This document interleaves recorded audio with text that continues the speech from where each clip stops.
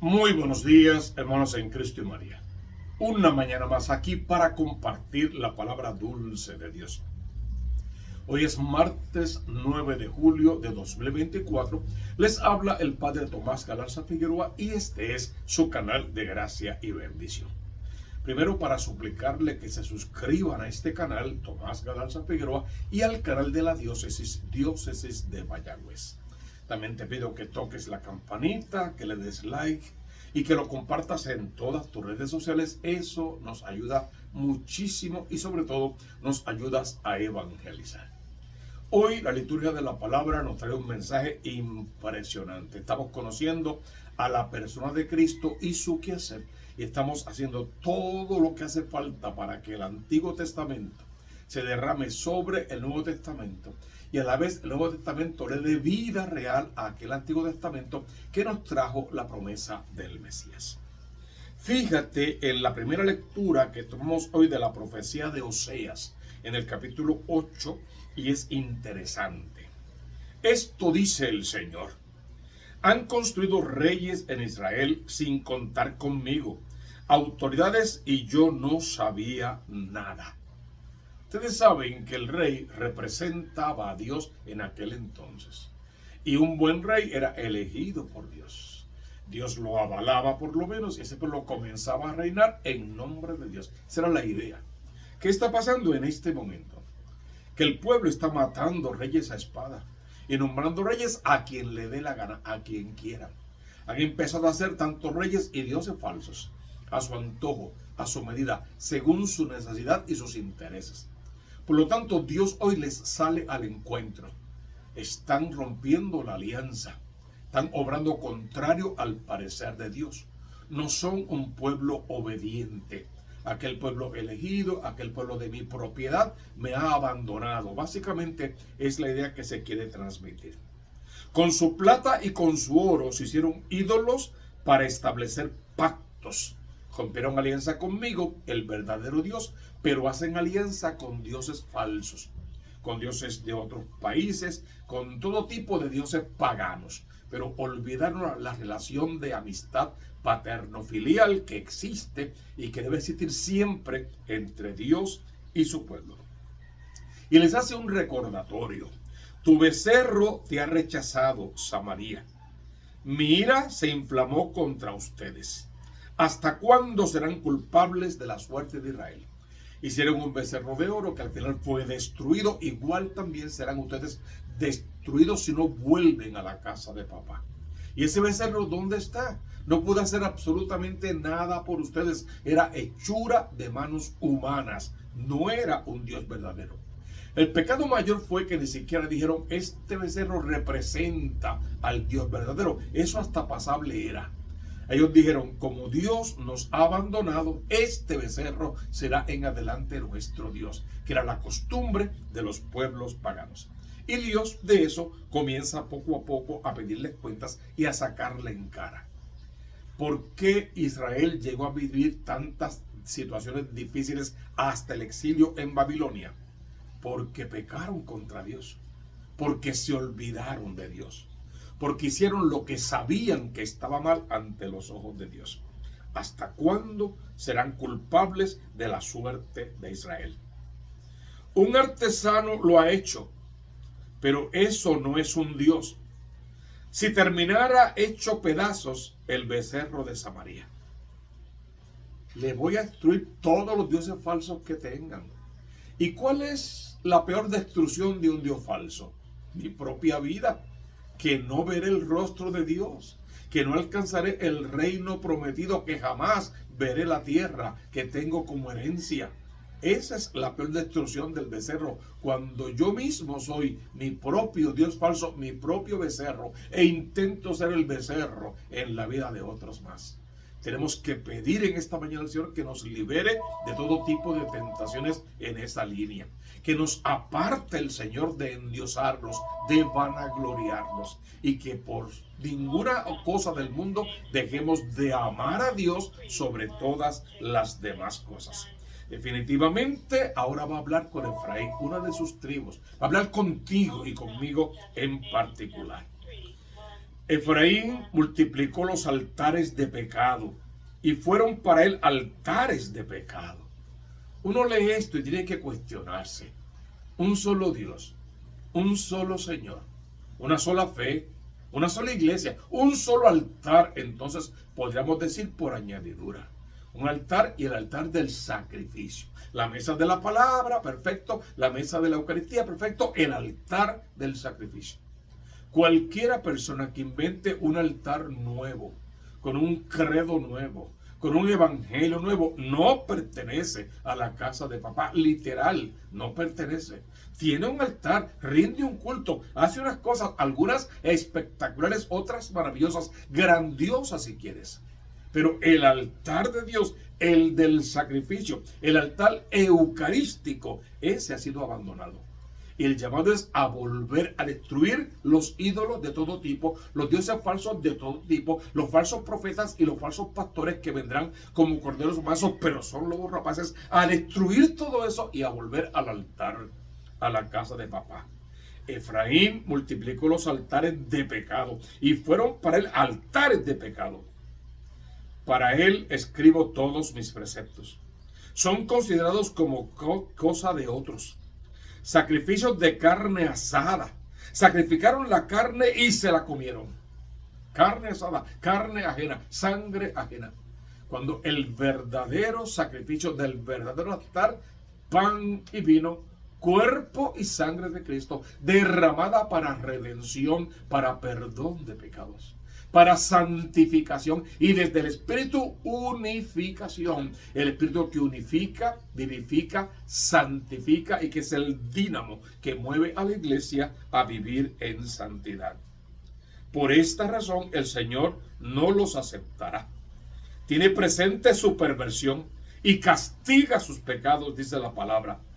Deberán retornar a Egipto, a la esclavitud, a Babilonia si quieres, a la esclavitud. Cuando el llamado no es ir hacia atrás a nuestro pecado, no es quedarnos pegados de unas tradiciones que algunas ya están vacías y no tienen sentido.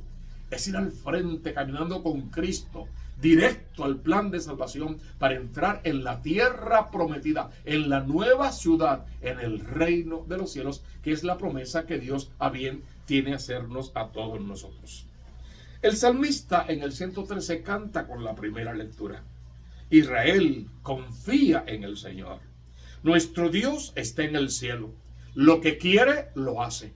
Sus ídolos, en cambio, son plata y oro, hechura de manos humanas. Tienen boca y no hablan. Tienen ojos y no ven.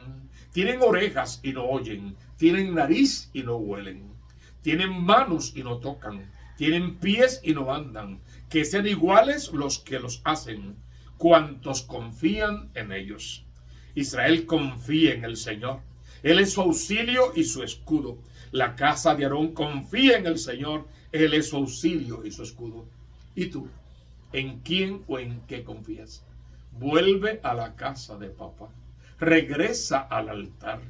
Entra por la mesa de la palabra y deja que la palabra permee toda tu existencia con la verdadera definición de cada palabra, la verdadera interpretación desde el colegio apostólico y todo el amor de Cristo derramándose a través de la vida sacramental, los 7 canales de la gracia.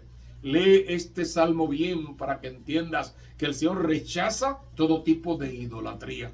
Pero la peor idolatría siempre es colocar cualquier cosa en el lugar de Dios. O sea, no amar a Dios sobre todas las cosas. Este evangelio está muy leído y es muy hermoso, como varias cosas juntas, mezcladas, pero particulares. En aquel tiempo le llevaron a Jesús un endemoniado mudo. Era mudo, era sordo, automáticamente endemoniado está. No dice mucho, es muy escueto Mateo en este caso. Y después de echar al demonio, el mudo habló. No dice cómo, no dice qué hizo, no dice qué dijo, solo echó al demonio, el mudo habló. Y inmediatamente el milagro o el hecho espectacular, división. Unos decían, jamás en Israel hemos visto cosa alguna. Este tiene que ser el verdadero profeta. Y otras cosas positivas por el estilo habrán dicho. Y las autoridades, los jefes, los que más sabían, lo hizo.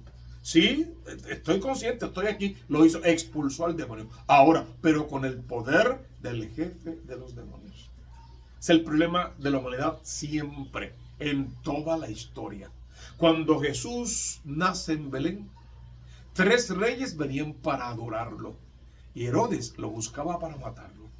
Y así se vio la vida de Jesús en todos los aspectos. Al final, cuando resucita, los apóstoles convencidos decían, ha resucitado el Señor. Y las autoridades dijeron, se han robado el cuerpo del sepulcro. Es la constante. Te toca a ti decidir en qué bando te vas a situar. ¿A quién le vas a creer? ¿A qué pastor vas a seguir el ritmo de sus pasos y el timbre de su voz? Con mucho cuidado. Hay pastores que quieren sus ovejas para cumplir una verdadera misión. Otros simplemente para trasquilarlas. Tienes entonces que buscar el camino de salvación, de redención, de liberación en la iglesia que Cristo fundó sobre la cabeza de Pedro, la que no es huérfana de madre. Desde la cruz nos regaló a María Santísima y la de los 7 canales de gracia. Vuelve a casa, vuelve a la casa de papá, porque hoy la palabra dice cuánto el Señor te necesita e incluso para qué exactamente te necesita. Al ver Jesús, lo que decían unos y lo que decían otros, simplemente dice la palabra que se retiró, se fue a predicar a otros lugares, a seguir con sus enseñanzas. Pero antes de eso, viene de todo lo más importante. Al ver a las muchedumbres, se compadecía de ellas, porque estaban exhaustas, abandonadas, como ovejas que no tienen pastor. Eran gente muy religiosa, no faltaban a la sinagoga sábado tras sábado. Y los millones de mandamientos que tienen y que inventaban e intentaban cumplirlos todos.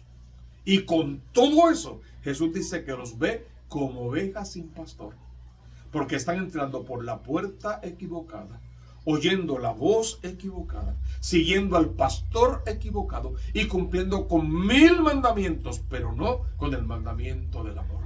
Los ve como ovejas sin pastor, se compadece de ellos, como tú y yo también deberíamos compadecernos de nosotros mismos y de los demás, para salir al encuentro de esas almas y atraerlas, decimos siempre, con lazos de amor. Y es entonces cuando te dice a ti, profeta del siglo XXI, lo que Él necesita, lo que Él quiere de ti. Te advierto que la mies es mucha, la mies es abundante.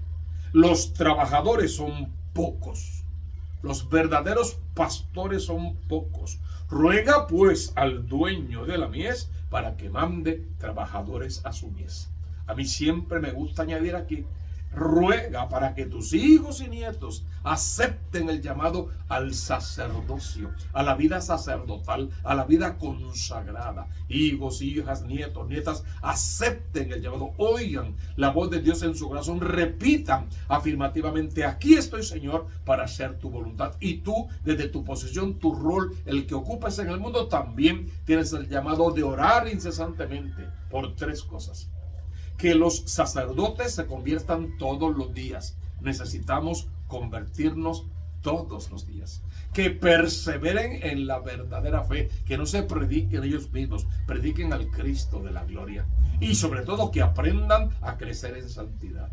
Que de sus malas experiencias en el pasado, que de su vida de pecado, que de todo lo que de Egipto y de Babilonia pueda quedar en sus vidas, los arrastres de malas decisiones, los apegos a las cosas materiales, las caídas en la vida de la lujuria y de la concupiscencia, que de todo aquel mal que hicieron o que se les hizo, se levanten dignos, se levanten bien, se arrepientan, pidan perdón, enmienden bien sus errores y vuelvan a la casa de papá.